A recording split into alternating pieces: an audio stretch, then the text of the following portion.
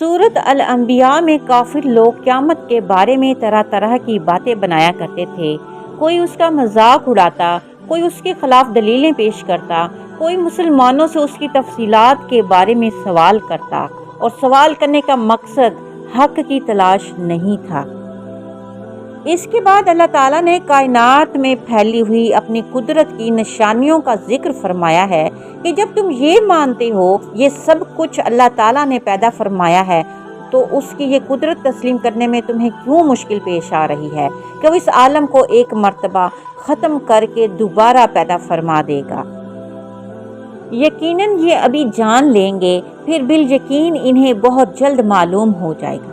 کیا ہم نے زمین کو فرش نہیں بنایا اور پہاڑوں کو میخیں نہیں بنایا، اور ہم نے تمہیں جوڑا جوڑا پیدا کیا، اور ہم نے تمہاری نیند کو آرام کا سبب بنایا، اور رات کو ہم نے پردہ بنایا، اور دن کو ہم نے وقت روزگار بنایا، اور تمہارے اوپر ہم نے 7 مضبوط آسمان بنائے اور ایک چمکتا ہوا روشن چراغ یعنی سورج پیدا کیا، اور بدلیوں سے ہم نے بکثرت بہتا ہوا پانی برسایا تاکہ اس سے اناج اور سبزہ اگائیں اور گھنے باغات بھی اگائیں۔